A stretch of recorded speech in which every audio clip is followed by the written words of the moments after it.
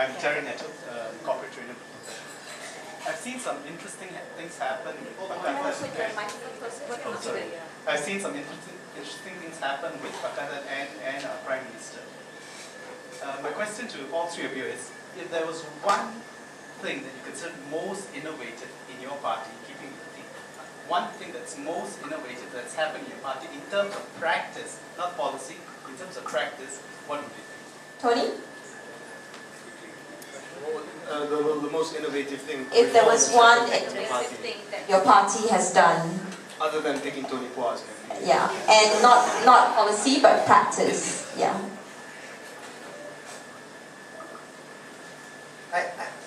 If you had noticed, we have one of the oldest politicians in the party, Kit Siang. I think everyone knows him. Some will call him a dinosaur.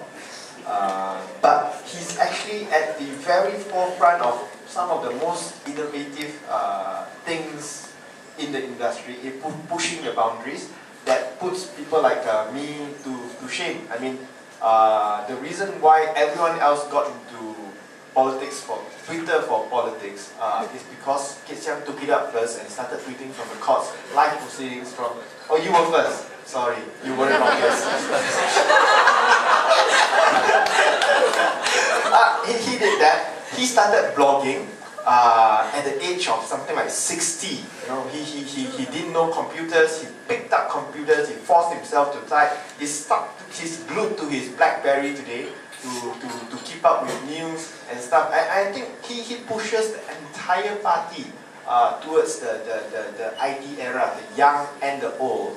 And I think that has made a lot of difference in terms of disseminating our information to the grassroots, to the people at large. So embracing IT and social networking has been the one innovative thing that the DAP has done. Thanks to Kit Siang. I think the party has been at the forefront, and I think within the party, Kit Siang has been really the driver in pushing IT. Okay. Khairy, you can see that you're just dying to jump right in right now. No, I mean that's great. I agree that DAP and Kit Siang has been forefront of social media revolution, Twitter and all that kind of stuff. And what is the one innovative thing that Anwar has done? Well, Prime Minister Najib Razak's Twitter follow account is 18,000. Kit Siang's what? 10,000. Anyway. Yeah, but we want quality, not quantity, sure.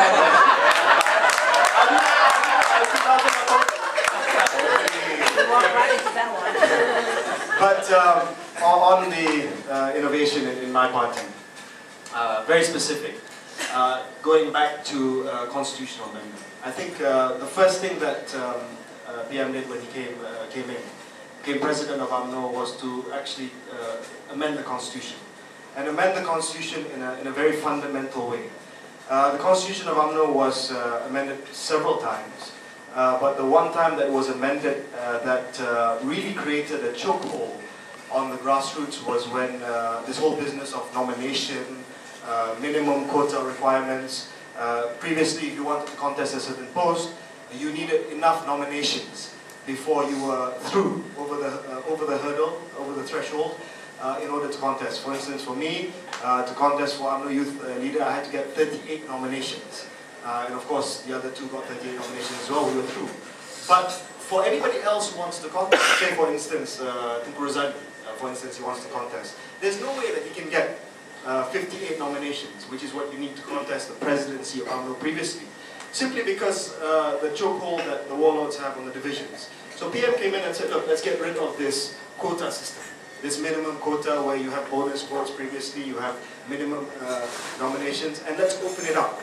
And I remember the Supreme Council meeting. I'm not supposed to say this, but I think I have to tell you this because it's something that's very meaningful to me. At that Supreme Council meeting, when we were finally deciding what amendment to table to the extraordinary general meeting of UMNO, there were a couple of people who said, we don't quite agree that the presidency and the deputy presidency should be open for contest, just with one nomination and one person supporting. Because these are very special positions. There must be a threshold. You must be in the Supreme Council for 3 terms, which is basically, a very, very high hurdle. Basically, if you're in the Supreme Council for 3 terms, there are not many people who have consecutively been in the Supreme Council for 3 terms. And before anybody could say anything, that Sri Najib said, look, if we're going to do these changes, if we're going to amend the constitution, we might as well amend it properly. And I don't want to be protected. As the president of the party, I don't want to be protected. And similarly, in the Youth Exco meeting, they said, well, you want to challenge for the youth chief, you must be an Exco member for 3 terms, and then you can challenge. I said, if you have to be an Exco member for 3 terms, then the next UMNO youth election, only one person can challenge me. Only one person can challenge me. What kind of democratization are you talking about? So let's get rid of it. Only 3 years membership, and you can contest for the highest position within UMNO youth. So to me, that was the first step in breaking down this feudalism, this protectorate that has hung over UMNO for so many years.